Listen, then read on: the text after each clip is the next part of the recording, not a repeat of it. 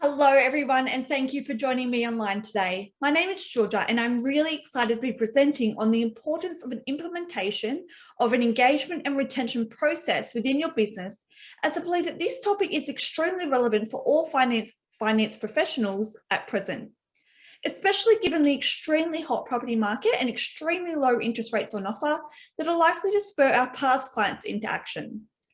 So for those that don't know me, I am the marketing coach here at Your Client Matters, and I work closely with our partners, who are the brokers using our programs, to help them achieve their business and marketing objectives by assisting them learn and implement our ideas and our strategies. So for those of you online today that may not have heard about Your Client Matters, we specialise in marketing for mortgage brokers and have been doing so since 2004. So everything I'm going to be teaching you today, we do ourselves. So please, if you do have any questions, I encourage you to pop them into the chat box on your right-hand side of your screen. So wow, the last year in the finance industry has been a very interesting one, to say the least, full of twists and turns. So from when the pandemic first hit and everyone was full of doom and gloom with the view that the property market was just about to fall off a cliff, to the stimulus of our economy through significant reductions in interest rates to all-time historical lows, whoever thought official interest rates would ever be going to 0.1%. With the result being that our property market has now taken off with extraordinary demand. Competition for property outstripping supply, resulting in extremely high clear rates and resulting prices. So to think that auction clearance rates were going to be in the high 80s is just absurd. This result is driving homeowners to extremely high level of refinances, at one stage representing 70% of loan applications. This then resulting in a high level of borrowers moving between lenders, and a shift to fixed loan versus variable loans was historically about 15% and now represents around 40%. With fixed interest rates being below variable interest rates, and there being little probability of interest rates reducing even further. So what does this mean for mortgage brokers? Well, no doubt you guys are busier than ever. We've had many brokers wanting to turn off their lead generation strategies, and in some instances we've even been approached by our partners if we know of any loan writers to assist in dealing with the unprecedented demand. So as a result, a number of our brokers are now concerned with the level of service that they are delivering, as they're so run off their feet. So imagine thinking you'd be in this position a year ago. So what does this all mean to you as a mortgage professional? So while new business might be walking in the front door, you do need to ensure that your past clients, so your trail income, is not walking out the door. And to successfully grow your business, you need to not only be attracting new clients, but retaining your old clients. So given the heightened level of refinances in the marketplace, the likelihood of them refinancing is increased. Therefore, the old saying, if you don't take care of your clients, someone else will, is probably going to hold true, particularly with so much activity going on at the moment. Therefore, you do need some sort of engagement program. It is also important that you're not only engaging with them, but also have some sort of mechanism that calls those out to you that are looking at potentially refinancing, so then you can make that timely call. Without such a system, you're still then relying on them calling you, which is better than doing nothing, but this is sufficient with all the bank advertising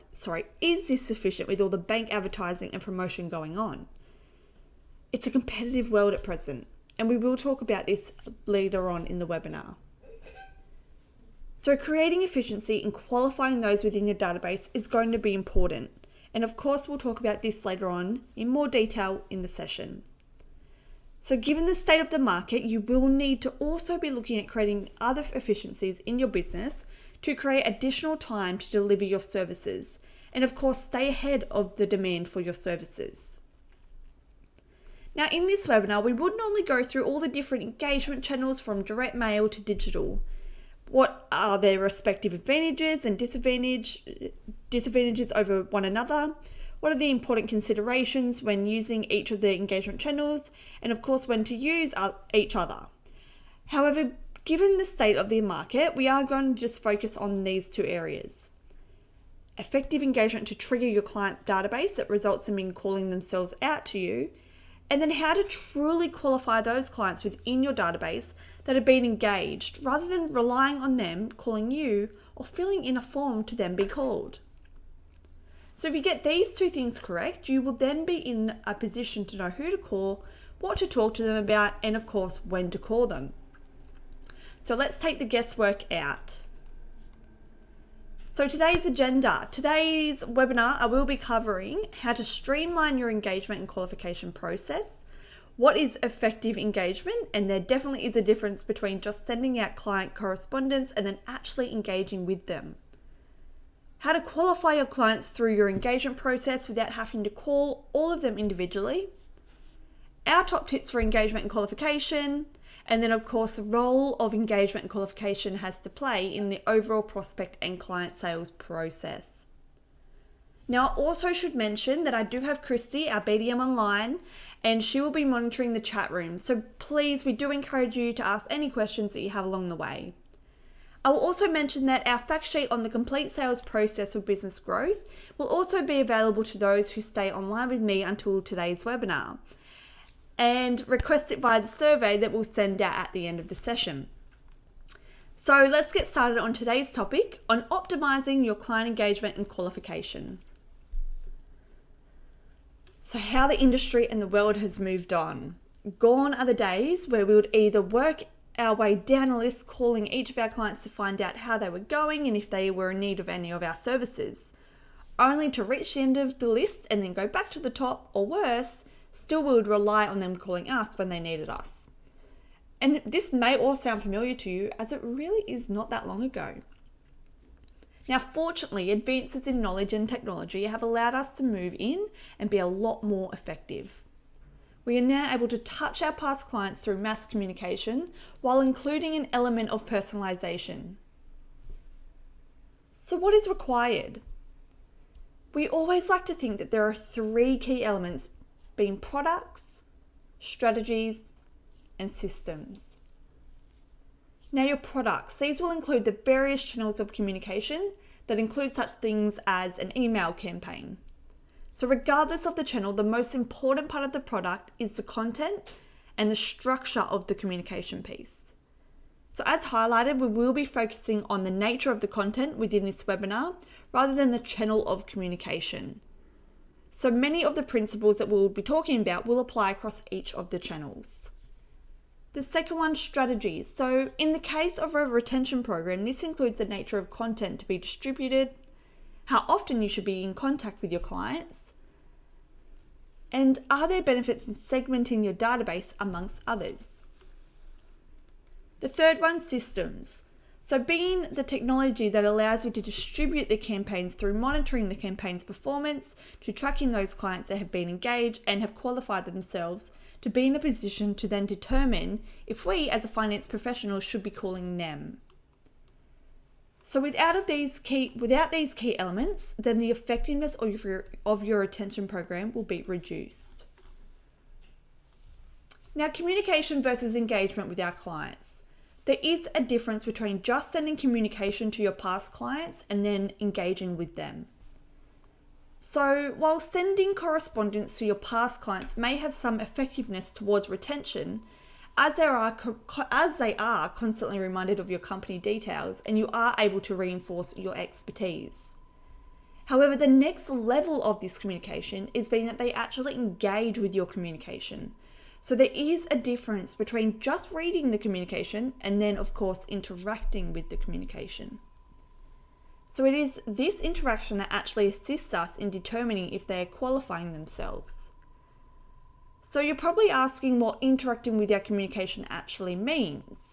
And well, I'm referring to the fact that they are going on a journey within the communication. So it might look something like this. You send an email to them regarding a particular topic. Let's say refinancing. Then they read the email that provides some initial insight into the topic. And then if they find the topic relevant to them and their situation, then there is an opportunity to click through to find out more. So for example, they might be interested in refinancing and then they click through to your, what we call their call to action about fixed versus variable. So then hopefully the communication has created enough cause for them to then call you. However, it is likely that very few will call you. However, given that they have interacted with the communication, that over time, a history of these interactions will then allow you to start profiling the client and determine their intentions to allow you to call them at the appropriate time. And then you will have a starting point for what to talk to them about. So without the interaction, we believe that you will not have engagement. You will not be able to determine if it is of interest to them or not. So now let's get into the detail of how you can do this. So effective engagement. So now that we know the objective is to get engagement, how do we achieve this through our content? How do we create that magic in our content? Well, there is a number of key elements that I will walk through with you today.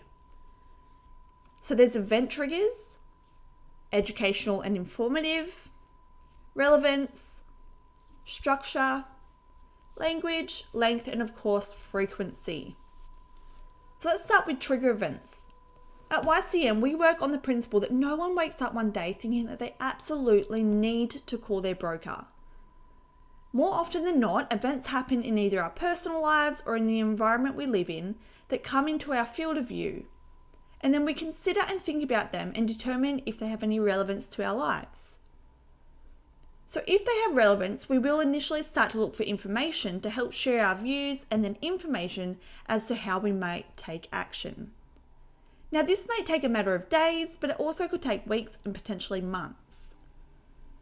Then we might decide on how to take action and if this requires a further time commitment.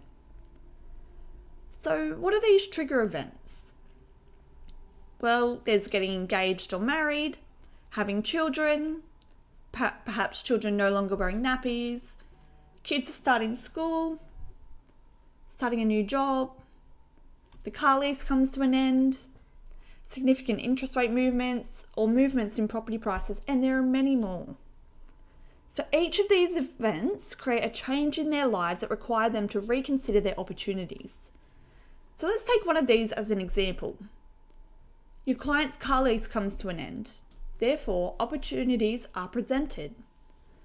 So they could refinance the car, buy a new car with a new lease, they could pay out the car and allocate the monthly repayments to perhaps an investment property. Therefore, when engaging with your clients, you do need to trigger their thoughts and challenge their thinking about their own financial situation. So after all, in the majority of instances, it is these events that will create the need for them to want to take action. Another example might be a couple having a child might look into a fixed proportion of their loan to ensure to provide certainty around their repayments while one of them is out of work, looking after their newborn until they return to the workforce.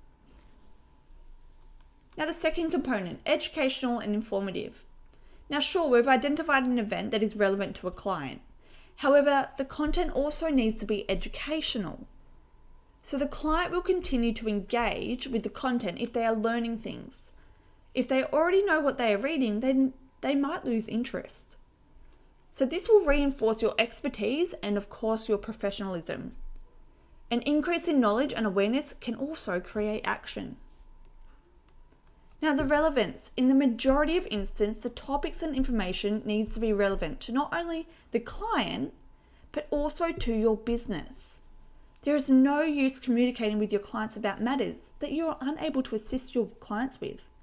And I hope that this one is obvious, to say the least. Now your structure. This is where some of the magic does start to happen. Not only do we need to consider things like who the email is coming from, so it needs to be someone that they recognize from the company. The subject line, so there are many testers out there that score this and you want it to make it compelling so that they do open your email. And then of course the pretext. So you also need to consider what content to not only put in the communication, but what content not to put in. While the intent is to trigger the client to take action, you do not want to give away everything in your initial communication piece. You want to provide a teaser for more information so they can then click through, being a qualification magnet. This is the most important part, as this is what is calling them out. Therefore, the importance of leaving them with wanting to know more. So if the trigger event is not relevant to them, they are very unlikely to want to seek more information in the qualification magnet. Now the language needs to be relevant to your audience. The majority of your audience is not going to have the same financial literacy as what you do. So there's no use going to use financial terms and acronyms and jargon.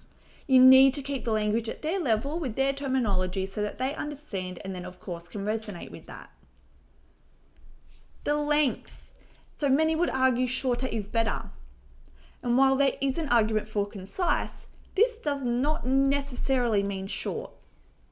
So the content should be an appropriate length for the topic that you are talking about and in sufficient detail to convey the message and create the action without being long-winded.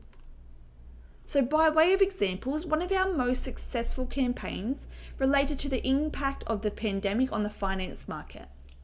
The campaign was over 2,000 words in length and had one of the most highest engagements we have ever had and created many inquiries for our brokers. So remember, the length needs to be appropriate and don't make it short because it has to be, as in many instances, this may be detrimental to your engagement.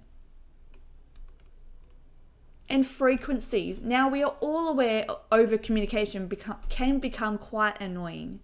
So we need to find the right balance between being relevant and then being timely. So we have found that once a month hits the mark, but as a general rule, you don't want to be communicating more than say fortnightly. So we've started to touch on qualification now within structure. So I want to now talk about this in a bit more detail. Alright, so this is where the efficiencies within your business start to occur. So if you have successfully set up the communication process, it is likely that your clients will be starting to build their profile through their actions and you will have some insight as to what they are thinking. So as highlighted in the structure that you'll see on your screen, your process may look something similar to this. The communication is sent out. That contains a qualification magnet or a link. And then the client requests contact to call the office. So why each of these steps? Well, the first one is what we call a soft call to action, being the click through to additional information, while the request for a call is a hard call to action. So what's the difference between a soft and a hard call to action? As the names imply, one has a soft touch on the client, the action of which is not likely to require an action, while the other has a defined outcome, being that it will result in a phone call. Importantly, there is a psychological difference in taking the action. A soft call to action in the client's eyes is unlikely to have a resulting impact, while the second will have a consequential impact. Well, you're probably thinking, isn't that what we want? And of course it is. However, unless a client really does want to utilize your services at that point in time, only then will they take action through a hard call to action. In the majority of instances, if someone is just starting to think about it, then they are unlikely to take such an action. As we are all aware, in the majority of instances, the majority of our clients always touch base with us when they are already partway down the purchase process or already starting to look around. And sometimes they even contact us when they are already down the track too far. And sometimes it is the right timing. But what we are aware of is that they can never touch base with us too early. And here's the opportunity to preempt their own decision-making process. So the soft call to action allows us to build a profile of the client over time. In addition, it's human nature. So people don't want to be sold to, but they want to buy. So filling in a hard call to action feels like you're going to be sold to. Then the end result may be the same, but the process is different. So when you buy, you do so on your own terms, not those dictated to you when you're being sold to. So there is a subtle difference here.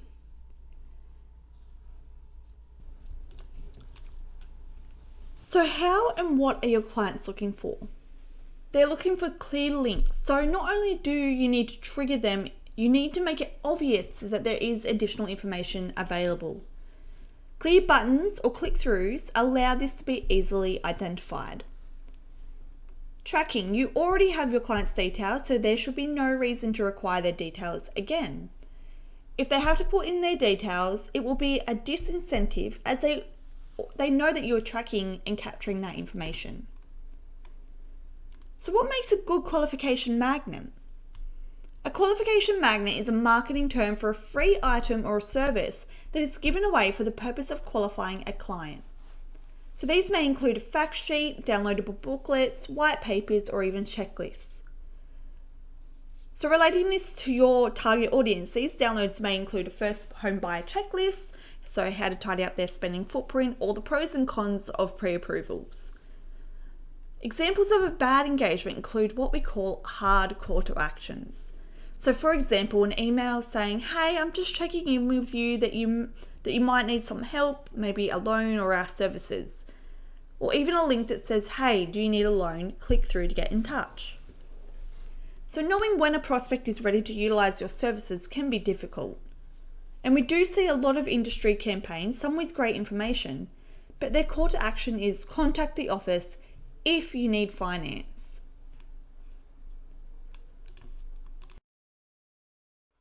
Now, some of you may be aware we do offer a competition as a lead generation and qualification tool to our partners. And the power of the competition is the survey that the clients fill out when entering the competition.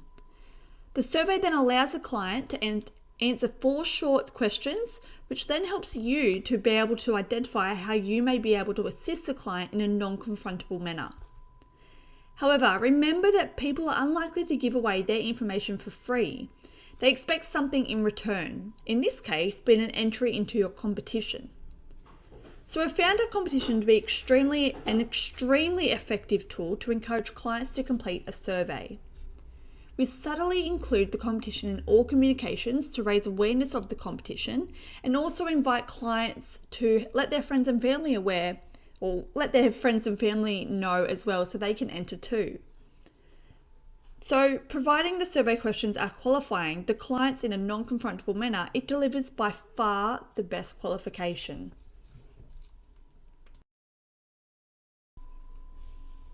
Now, the process does not end with the qualification. So 3 questions still remain.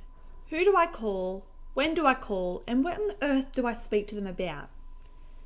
Well, with all of this information now available to you, you're in a really good position to direct your attention to those who are likely to most need your services.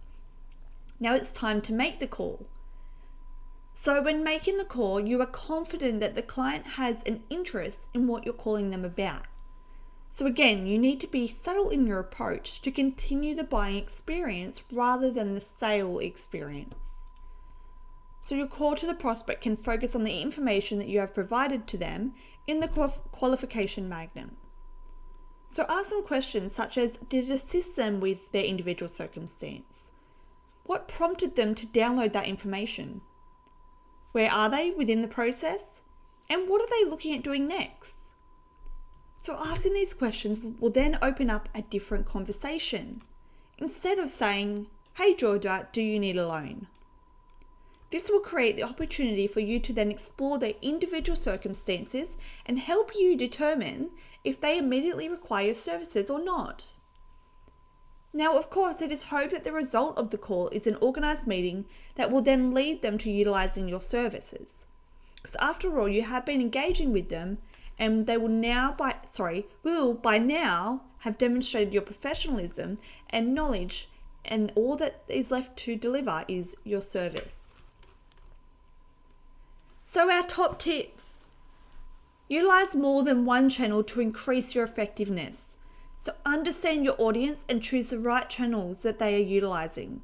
And of course, tailor the campaign to your audience and that platform that you are utilising. You need to vary the style of content from channel to channel. So although you may write a 400 word blog, you wouldn't post 400 words on your Instagram page or on your Facebook post. And the third one, do not segment your database.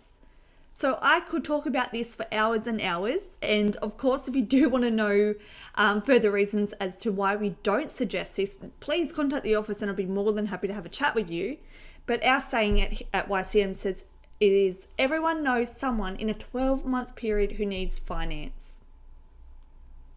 I'll let you ponder that one for a second.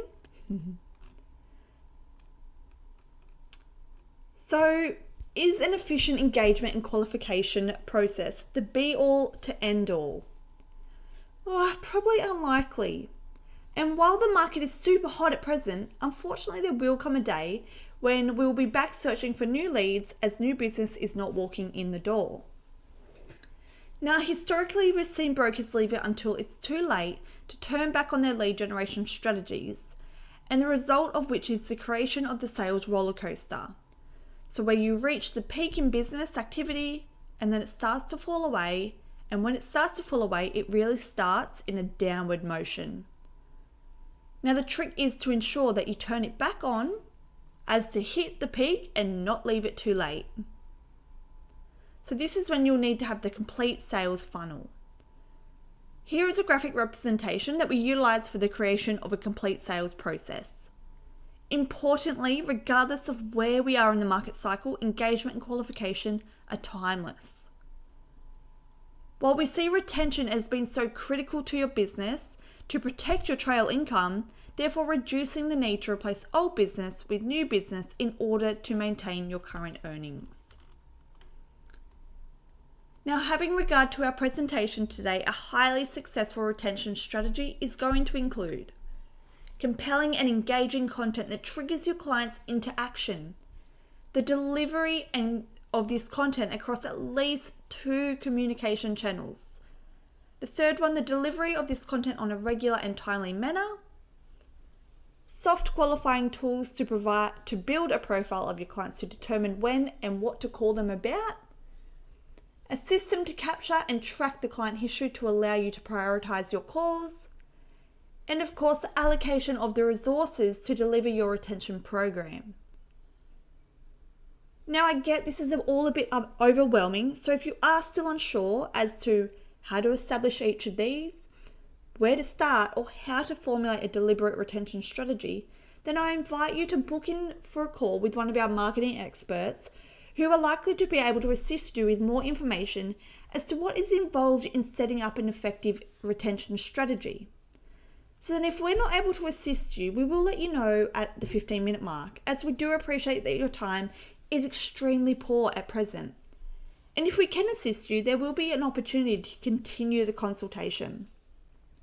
So to book in to our free consultation, you will receive an email immediately following this webinar that will provide a link to allow you to book directly into one of our diaries. There will also be a link in the email to complete a survey, and we sure would appreciate your feedback as to whether we provided any valuable insight as to optimizing your retention and engagement process. Armed with this additional information, hopefully you now have the opportunity to take action. And of course, you can choose to implement an effective retention strategy on your own, seek assistance with the implementation, or you can choose to do nothing. And hopefully you're only choosing the last one because you've already got the optimal process in place. So thank you. I really appreciate your time and hope that you have received some valuable insight from today's webinar. And I look forward to seeing you on our next webinar. Bye for now.